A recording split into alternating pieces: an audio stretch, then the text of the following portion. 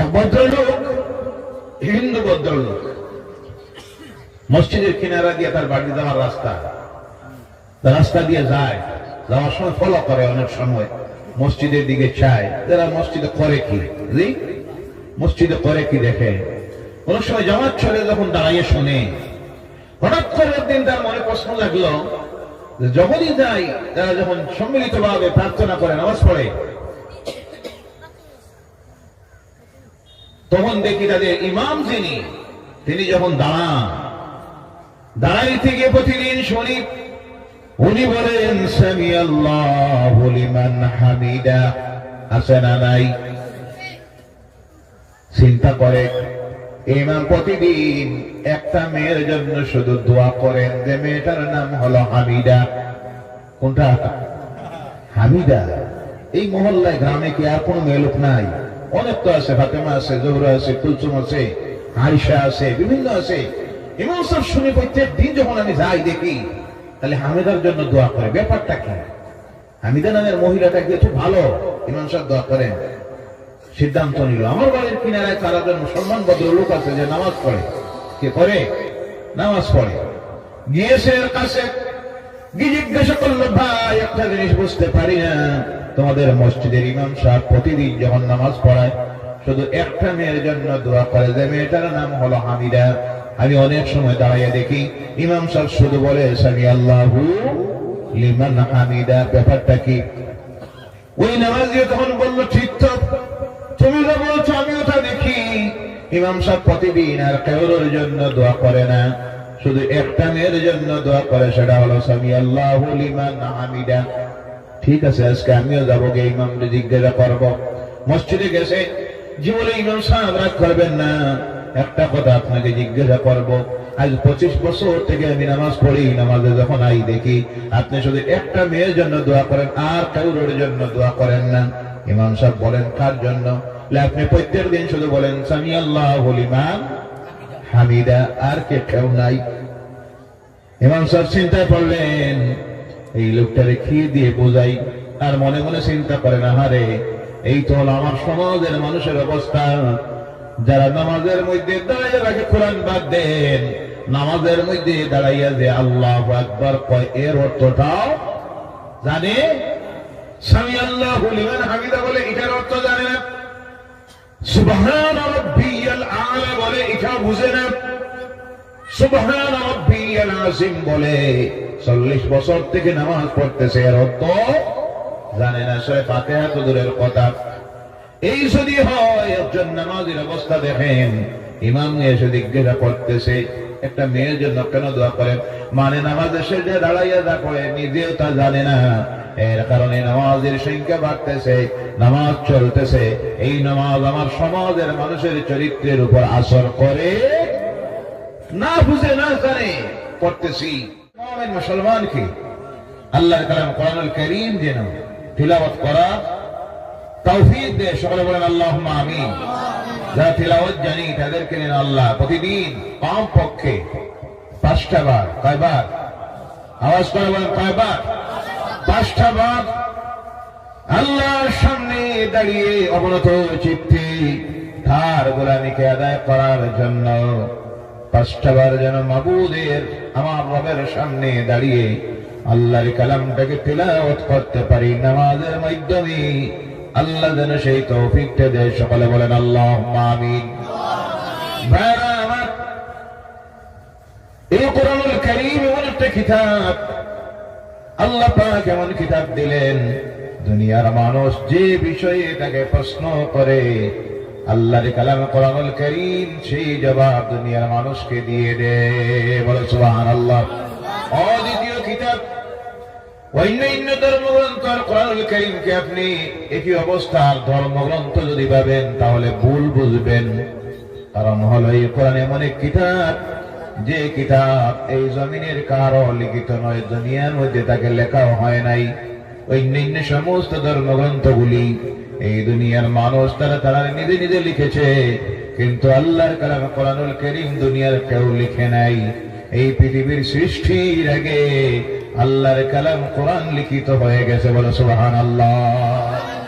যখন পৃথিবী নাই, সেই সময় আল্লাহ তার কালাম কোরআনুল কারীমকে এমন এক জায়গার মধ্যে রাখলেন, কোরআনকে যদি জিজ্ঞাসা করা হয় কোরআন দিয়ে তুমি বলো এই পৃথিবীতে আসার আগে তুমি কোন জায়গার মধ্যে ছিলে, আল্লাহর কালাম কোরআনুল কারীম কি সুন্দর ভাষায় দুনিয়ার মানুষকে জানাইয়ে দেয়, বাল হুয়া কুরআনুম মাজিদুন ফি লাওহিম মাহফুজ।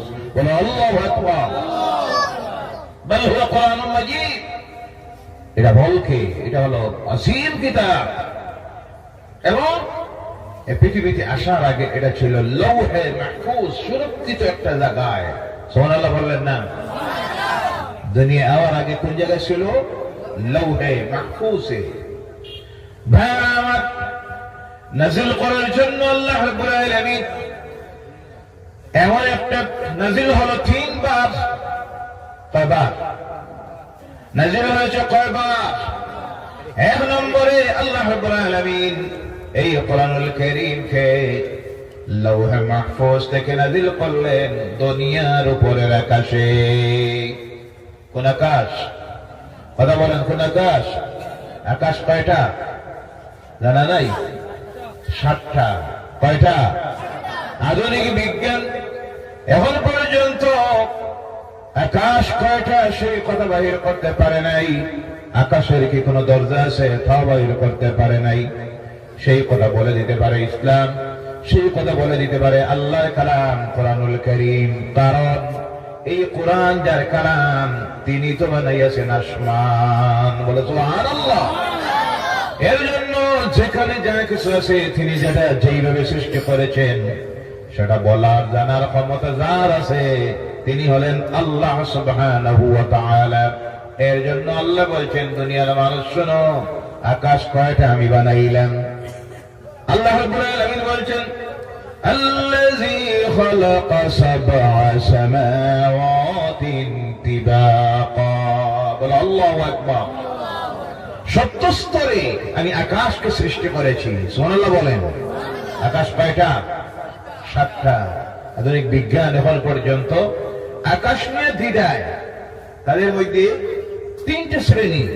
একটা শ্রেণীর অভিমত হলো আকাশ বলতে কিছুই নাই, আর একটা শ্রেণীর অভিমত হলো আকাশ একটা, আর একটা শ্রেণীর অভিমত হলো মানুষের চোখের দৃষ্টি যেখানে গিয়ে শেষ হয় ওখানে নীলি নীলি রং দেখা যায়, আকাশ বলতে কিছুই নাই। আমার আল্লাহ দুনিয়ার মানুষকে জানিয়ে দিতেছেন তার কালামের মাধ্যমে আকাশকে আমি সৃষ্টি করেছি 70 স্তরে 7টা। সুবহানাল্লাহ। ওই যে নিম্নে যে আকাশ, এই আকাশের মধ্যে দুনিয়ায় যত মানুষ আছে প্রত্যেক মানুষের জন্য 2টা দরজা। কয়টা? একটা দরজা দিয়ে প্রতিটি মানুষের আমল নাকি আল্লাহর দরবারে গিয়ে হাজির করা হয়, আর আরেকটা দরজা দিয়া দুনিয়ার প্রত্যেকটা মানুষের রিজিক জমিনের মধ্যে আসতে থাকে। একদিন আসবে যেই দিন প্রত্যেকটা মানুষের এই 2টা দরজা চিরদিনের জন্য বন্ধ হয়ে যাবে।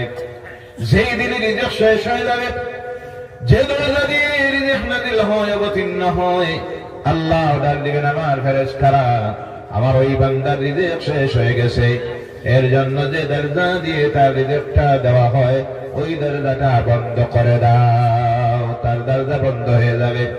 আর একদিন সেই দিন আপনার আমার রূহ কবজ করা হবে, করার পর নেককারদের রূহটাকে জান্নাতের কাফন দিয়া আল্লাহর ফেরেশতারা আকাশের দিকে নিয়ে যখন রওনা হবেন, ওই দরজার সামনে যাওয়ার পর আল্লাহর রহমতের ফেরেশতারা ওয়েলকাম জানাবে, মারহাবা জানাবে, স্বাগতম জানাবে।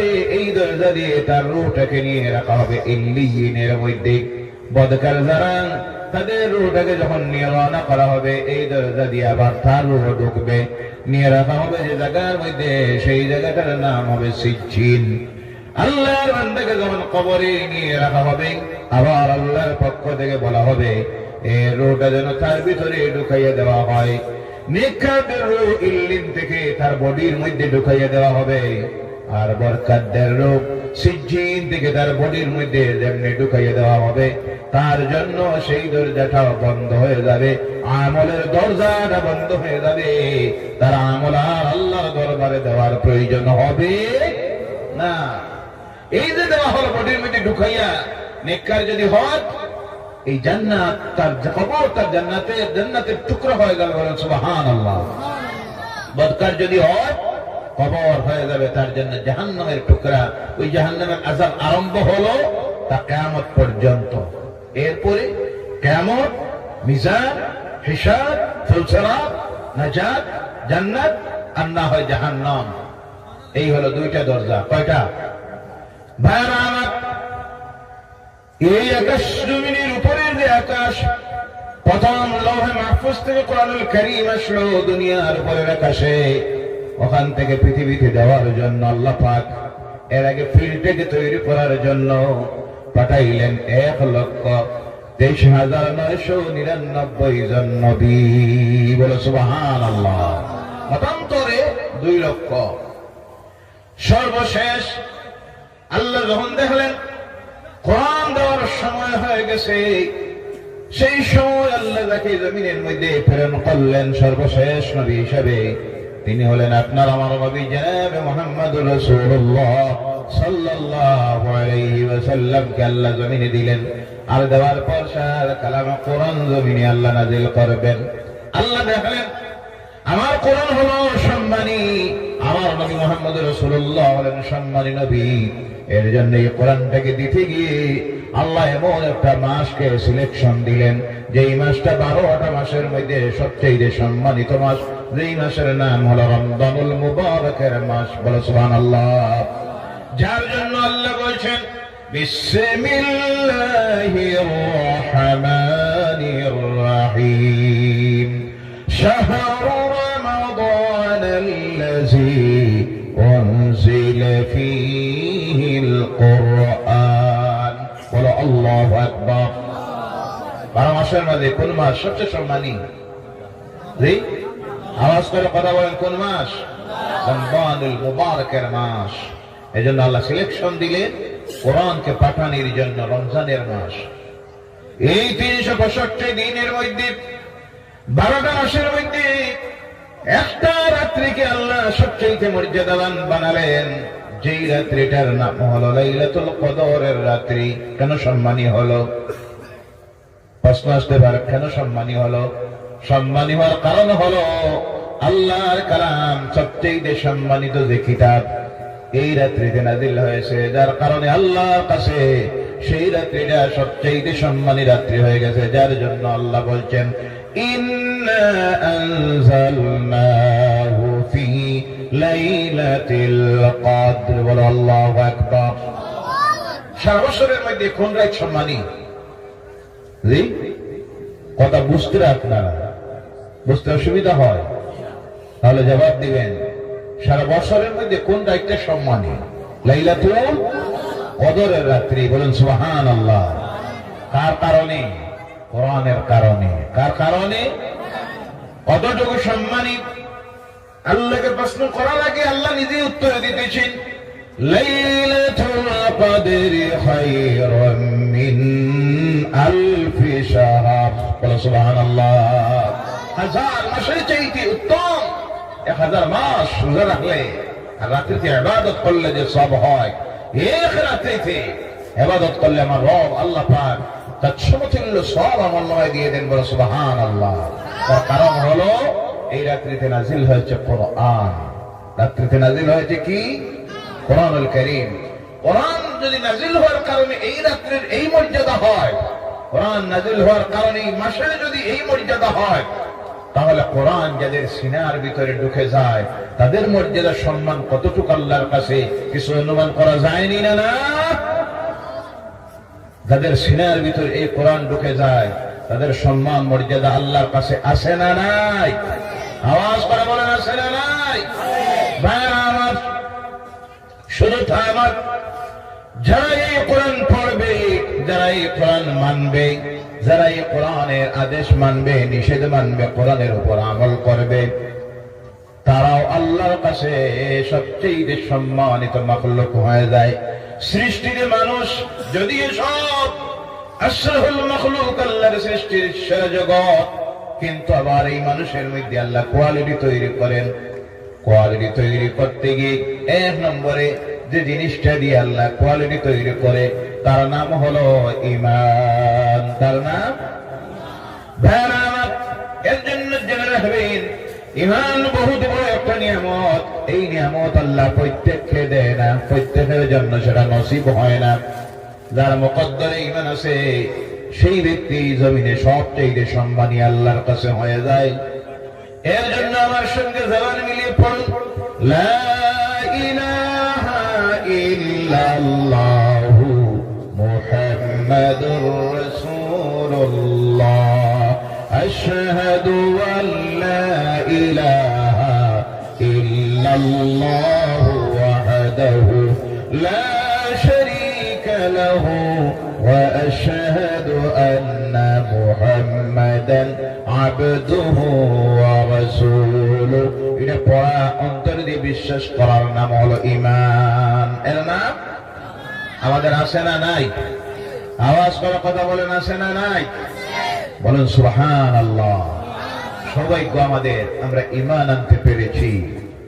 দুর্ভাগ্য তাদের যাদের ঈমান আনা সম্ভব হয় না। সিরাতে মুস্তাকিমের রাস্তায়, হেদায়েতের রাস্তায় আওয়া সম্ভব হলো না, কিন্তু এটা চেষ্টায় হয় না। এটা যার মুকদ্দরে আল্লাহ লিখেছেন। ও আমার বাবা, আল্লাহ রাসূলের চাচা হযরতে আবু তালিব নাম শুনেছেন। আল্লাহ রাসূলের সঙ্গে এত মহব্বত ছিল, ভালোবাসা ছিল। বাবা যখন হারাইলেন জন্মের আগে, মা যখন হারাইলেন 6 বছর বয়সে, 7 থেকে 8 বছর বয়সে আল্লাহ রাসূল দাদাও হারালেন। এবার চাচা হয়ে গেলেন গার্জিয়ান। ইতিহাস প্রমাণ করতেছে ওই চাচা নিজের আওলাদের চাইতে বেশি যাকে ভালোবাসতেন তিনি ছিলেন মুহাম্মদুর রাসূলুল্লাহ সাল্লাল্লাহু আলাইহি ওয়াসাল্লাম। ওই ভাতিজার জন্য জেল পর্যন্ত কাটিলেন, 3 বছরের জেল চাচা। এরপরে দেখা গেল মক্কার কুরাইশের নেতা যারা একদিন সিদ্ধান্ত নিল, আলোচনা করে, চলো আবু তালিবের কাছে যাই, গিয়ে জানাইয়া দেই, আবু তালিব তুমি তোমার ভাতিজাকে সতর্ক করে দাও, তোমার এই ভাতিজা আমাদের ওই দেবদেবতা সম্পর্কে বিভিন্ন কটূক্তি করে, আমাদেরকে নিয়ে ডং তামসা করে, বিভিন্ন ভাবে কথা বলে আমাদের সমাজের মধ্যে বিভেদ তৈরি করেছেন, ফিতনা তৈরি করেছেন। তোমার ভাতিজাকে এইসব কাজ থেকে তুমি বিরত করে নাও, নতুবা আমরা তোমার ভাতিজার বিরুদ্ধে চূড়ান্ত সিদ্ধান্ত নিব। চাচা আবু তালিব আল্লাহ রাসূল সাল্লাল্লাহু আলাইহি সাল্লামকে কিছু বললেন না।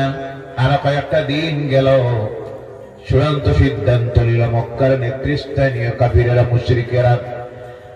আল্লাহ রাসূলের চাচা আবু তালিবের কাছে এসে বলল, আবু তালিব তোমার ভাতিজাকে সর্বশেষ তুমি জানাইয়া দেও, এবার তোমার ভাতিজা যদি তার এই কাজ থেকে বিরত না হন, তাহলে আমরা এমন ব্যবস্থা নিব, আবু তালিব তোমার বিরুদ্ধে আমরা ব্যবস্থা নিতে বাধ্য হব। এবার আবু তালিব আল্লাহ রাসূল সাল্লাল্লাহু আলাইহি সাল্লামকে ডাক দিয়ে বলেন, ভাতিজারে তোমার দায়িত্ব আমি নিয়েছি, তোমার গার্জিয়ান আমি। তারা এইভাবে বলে গেল তুমি কাজ থেকে যেন বিরত হয়ে যাও, এবং সঙ্গে বলে গেল তোমার উদ্দেশ্য কোনটা, তুমি কি চাও। তুমি যদি চাও নেতৃত্ব, তাহলে তারা তোমাকে নেতা বানাইয়া দিবে। তুমি যদি চাও সুন্দরী কোন মেয়েকে বিবাহ করার জন্য, সব মক্কার সবচেয়ে সুন্দরী মেয়েটা তোমাকে তারা দিয়ে দিবে, বিবাহ দিবে। ধন সম্পদের জন্য যদি তুমি করে থাকো, তাহলে তাও বলে দেও, তারা সবে মিলে মক্কার সবচেয়ে বড় ধনী তোমাকে বানাইয়ে দিবে। আল্লাহ রাসূল বললেন, ও আমার চাচা, আপনি তাদেরকে রেজাল্টটা, উত্তরটা জানাইয়া দিবেন। আমি নেতৃত্ব পাওয়ার জন্য নয়, সুন্দরী মেয়েকে বিবাহ করার জন্য নয়, টাকা পয়সার জন্য নয়, তারা ওই যে প্রলোভন আমাকে দেখাইতেছে। এটা তো দূরের কথা, আকাশের চাঁদ যদি আমার হাতের মধ্যে নিয়ে তারা তুলে দেয়, এক হাতে চাঁদ আর এক পাশে যদি সূর্য, তাহলে আমি মুহাম্মদ আল্লাহ তাদের কসম করে বলতেছি, ওই সব কোনো কিছুর আমার প্রয়োজন নাই। আমি আমার দায়িত্ব আদায় করতে থাকবো। আল্লাহ পাক আমাকে যে দায়িত্ব দিয়েছেন আমার দায়িত্ব হলো দুনিয়ার মানুষের কাছে পৌঁছাইয়া দেওয়া লা ইলাহা ইল্লাল্লাহু মুহাম্মাদুর রাসূলুল্লাহ সাল্লাল্লাহু আলাইহি ওয়াসাল্লাম। এবার তারা সিদ্ধান্ত নিল, বয়কট করলো, একটা চুক্তিনামা লেখলো, লিখে আল্লাহর ঘরের দেওয়ালে নিয়ে লাগাইয়া রাখলো, মুহাম্মদ এবং তার সঙ্গের সাথী যারা, তাদেরকে আমরা কোনো কিছু তাদের কাছ থেকে খরিদ করব না, তাদের কাছে কিছু বেচবো না, রাস্তাঘাট বন্ধ, কথাবার্তা বন্ধ, সকল প্রকারের লেনদেন বন্ধ। আল্লাহ রাসূল এখন বাধ্য হয়ে সঙ্গের সাথীদেরকে নিয়ে শিয়ারে আবু তালিব গিরি গুহায়, তিন দিকে পাহাড়, একদিকে শুধু রাস্তা, সেই জায়গায় আল্লাহর হাবিব সঙ্গের সাথী যারা যারা আল্লাহর দ্বীন গ্রহণ করেছিলেন তাদেরকে নিয়ে সেখানে থাকা শুরু করলেন, সঙ্গে আবু তালিব। কিন্তু আবু তালিব তখন আল্লাহর দ্বীন গ্রহণ করেন নাই। বাতিজার কারণে একাকী বাতিজাকে কিভাবে ছেড়ে দিব সম্ভব নয়। বাতিজার সঙ্গে চলে গেলেন সেখানে 3 বছর। এমন অবস্থা তৈরি হলো, খানি নাই, পানি নাই। আল্লাহ রাসূলের সাহাবীরা পেটের ক্ষুধার যন্ত্রণায় প্রথম এই ছাগলের চামড়া, উটের চামড়া রাত্রিবেলায় পানির মধ্যে ডুবাইয়া রাখতেন, একটু নরম হতো, আর সকালবেলায় তা চিবিয়ে নিজের ক্ষুধা নিবারণ করতেন।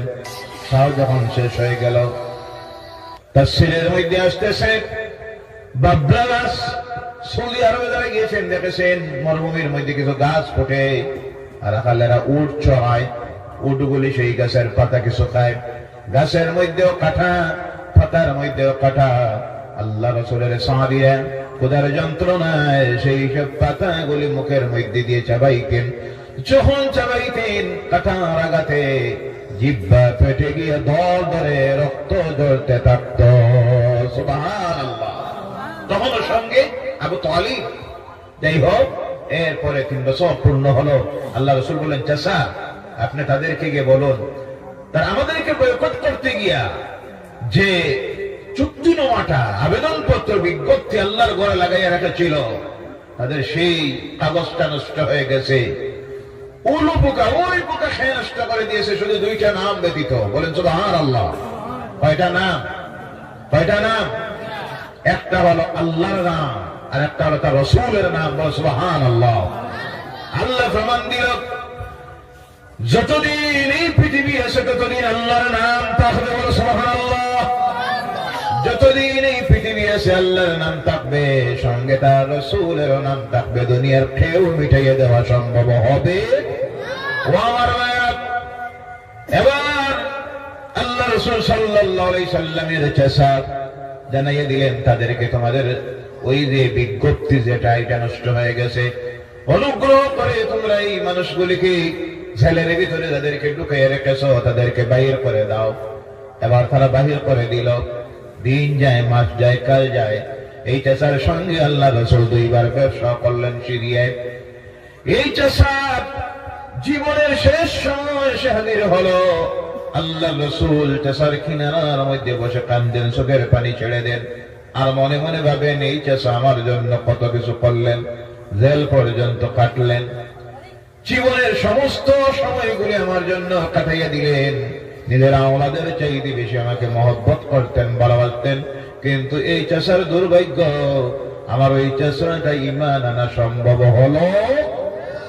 এবার চাচার কিনারায় গিয়ে বসে বলেন, ও চাচা, একটাবার আপনি শুধু বলেন লা ইলাহা ইল্লাল্লাহু মুহাম্মাদুর রাসূলুল্লাহ, তাহলে আপনার বাতিজা আমি মুহাম্মদ আল্লাহর নবী হয়ে আল্লাহর জাতের কসম করে বলতেছি, কিয়ামতের দিন চাচা আপনার আমার গলায় গামছা লাগাইয়া আমার সঙ্গে আপনাকে আল্লাহর জান্নাতের মধ্যে নিয়ে যাব। সুবহানাল্লাহ। দুর্ভাগ্য, ওই যে আগে বলেছি, ঈমান আনা সকলের দ্বারা নসিব হয়। মুকদ্দরে যার আছে ঈমান, আল্লাহ তাকে হেদায়েতের রাস্তায়, সিরাতে মুস্তাকিমের রাস্তায় আনে। বলুন সুবহানাল্লাহ। একেবারে শেষ সময় আল্লাহ রাসূল চাচাকে যখন অনুরোধ করেন, চাচা তখন বলে, বাতিজারে বাপ-দাদার ধর্ম ত্যাগ করা সম্ভব হবে না। বলো নাউজুবিল্লাহ। বাপ-দাদার ধর্ম বলতে তারা বুঝত নিজ হাতের তৈরি দেব দেবতার পূজা করা, স্রষ্টাকে বলে গিয়ে সৃষ্টির মাখলুকের সামনে মাথা নত করা। আসলে তারা কিন্তু তাদের বাপ চিনত না। যে মানুষ তার বাপ চিনে না, সে তার আল্লাহ কেমনে চিনব, রব কেমনে চিনব? দুনিয়ার সমস্ত মানুষের বাপ কে জানা নাই? আপনারা সবের বাপ চিনুই না। আপনারা হযরতে সুবহানাল্লাহ মাদ্রাসায় পড়লে লাভ না লস? স্কুলের ছাত্র যদি বুয়াত্তা খুঁজে গেলে একটা কইতে পারত, মাদ্রাসার ছাত্র হওয়ার কারণে বাপ চিনি। জি, যার কারণে দেখবেন মাদ্রাসায় যারা পড়ে এরা কোনদিন মা বাপ পিটে না, এরা মা বাপ কোনদিন বৃদ্ধাশ্রমে যাওয়া লাগে না, এদের মা বাপ কোন সময় ভিক্ষা করা লাগে না। বলেন সুবহানাল্লাহ। কারণ কোরআন এদেরকে শিখাইয়া দেয় মা বাপের প্রতি কি ব্যবহার করতে হয়, কিভাবে আদব করতে হয়, কিভাবে তাজিম করতে হয়, কিভাবে সম্মান করতে হয়, এবং কোরআন এরা শিখাইয়া দেয়। এর জন্য আল্লাহর ওয়াস্তে প্রত্যেকে নিজের ছেলে মেয়েকে হাইয়ার এডুকেশনে, জেনারেল এডুকেশনে পড়ার দরকার। প্রতিযোগিতার যুগ। এমএ পাস করুক, বিএ পাস করুক, পিএইচডি করুক, এমফিল করুক, সব পড়ুক, কিন্তু সঙ্গে পড়াইবেন আল্লাহর কালাম কোরআন। রাজি আছেন? আর যদি এই কোরআন না পড়ান, কোরআনের যদি জ্ঞান না দেন, যত শিক্ষিত হোক, এটা হবে শিক্ষিত একটা শয়তান। কথা ঠিক কিনা ভাইরা আমার? এই জন্য বলতেছিলাম, জীবনের শেষ সময় আমার চাচাকে বললেন, ও চাচা, পুরো বাক্যটা বলার দরকার নাই, শুধু বলুন লা ইলাহা ইল্লাল্লাহ। তাহলে কিয়ামতের দিন আমি আল্লাহর কাছে এই সুপারিশটা করতে পারবো, আল্লাহ আমার চাচা তো যদিও মুহাম্মদ রাসূলুল্লাহ বলেন নাই, কিন্তু তুমি আল্লাহর প্রতি বিশ্বাস স্থাপন করেছেন, এক আল্লাহ স্বীকার করেছেন, আমি তোমার দরবারে সুপারিশ করি মাবুদ, আমার চাচাকে তুমি নাজাত দিয়ে দাও। কিন্তু সেই সময় দুর্ভাগ্য, আবু তালিব আল্লাহর দ্বীন গ্রহণ করলো না। কারণ বাপ-দাদার ধর্ম, বাপ-দাদার ধর্ম যদি পরিচয় জানা থাকতো, বাপকে আল্লাহ বলছেন, ইয়া আইয়ুহান নাসু তাকু রাব্বাকুমুল্লাযী খালাকাকুম মিন নাফসিন ওয়াহিদাতিন ওয়া খালাকা মিনহা যাওজাহা وبث منهما رجالا كثيرا ونساء। বলো আল্লাহু আকবার। এই দুনিয়ার মানুষ ভয় করো তোমার রবকে, যিনি সৃষ্টি করেছেন তোমাদেরকে একই সত্তার থেকে, আর তার থেকে সৃষ্টি করেছেন তার জীবন সঙ্গিনী, আর তার থেকে তিনি সৃষ্টি করেছেন অগণিত নারী আর পুরুষ। বলো সুবহানাল্লাহ। আল্লাহ বুঝাইয়া দিতেছেন, তোমাদেরকে সৃষ্টি করেছি আদম থেকে, তার থেকে সৃষ্টি করেছি তার জীবন সঙ্গিনী হাওয়াকে, আর আদম আর হাওয়া থেকে অগণিত নারী পুরুষকে সৃষ্টি করেছি। অর্থাৎ ও পৃথিবীর মানুষেরা, তোমাদের সকলের মূল বাপ একজন, যার নাম হলো আদম আলাইহিস সালাম। ওই আদম আলাইহিস সালামের ধর্ম ছিল ইসলাম। বলেন সুবহানাল্লাহ। ভাইরা আমার, ঈমান আনা সম্ভব হলো না। আমার উদ্দেশ্য হলো এই কোরআনুল কারীমকে আল্লাহ রাব্বুল আলামিন নাযিল করা শুরু করলেন। করতে গিয়ে এই কোরআন নাযিল হইতে সময় লাগলো 23 বছর। সুবহানাল্লাহ। কত বছর? আওয়াজ করে বলেন, কত বছর? 23 বছর। প্রথম নাযিল হলো লৌহে মাহফুজ থেকে দুনিয়ার উপরের আকাশে। ওখান থেকে সময়ে প্রয়োজনে এক আয়াত, কোন সময় 2 আয়াত, কোন সময় 1 রুকু, কোন সময় 1 সূরা। প্রথম কমপ্লিট সূরা হিসেবে আল্লাহ যে সূরাকে নাযিল করলেন, সেই সূরার নাম হলো সূরা আল ফাতিহা। কোন সূরা? সূরা আল ফাতিহা। এর জন্য কোরআনুল কারীমে আল্লাহ যা আলোচনা করেছেন সমস্ত কিছু ঢুকাইয়ে দিয়েছেন এক সূরার মধ্যে, যেই সূরার নাম হলো সূরা আল ফাতিহা। এর জন্য আল্লাহর বিধান হলো, যারা মুমিন হবে, মুসলমান হবে, তারা রোজ কমপক্ষে 5 বার। কয়বার? আওয়াজ করে বলেন, কয়বার? 5 বার। ফজরের সময় 4 বার, যোহরের সময় 12 বার, শুক্রবার হইলে জোহরের সময় 2 বার।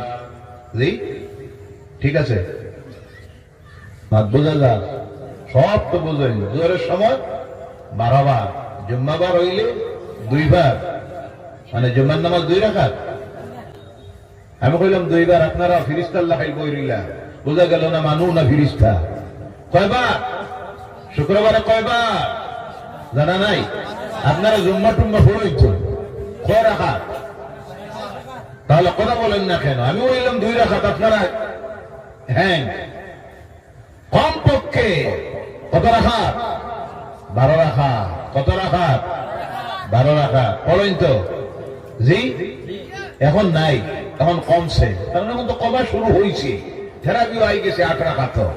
আপনাদের দিকে নাই তো আগে নেই? আলহামদুলিল্লাহ, বলেন আলহামদুলিল্লাহ। আমার জোহরের সময় 12 বার, আসরের সময় 8 বার, মাগরিবের সময় 7 বার, এশার নামাজে 12 বার, উইতিরের নামাজে 5 বার, টোটাল 38 বার। কতবার? মুমিন যারা তারা তাদের রব আল্লাহর সামনে দাঁড়াইয়া কোরআনুল কারীমের সূরা হিসাবে প্রথম যে সূরা নাযিল হয়েছিল সেই সূরাকে তিলাওয়াত করতে হয়, এবং তিলাওয়াত করা হলো ফরজ। তিলাওয়াত করা ফরজ। এর মতো বড় দোয়া আল্লাহর জমিনে আর নাই, বলে সুবহানাল্লাহ। এর মতো বড় ঔষধ আল্লাহর জমিনে নাই, বলে সুবহানাল্লাহ।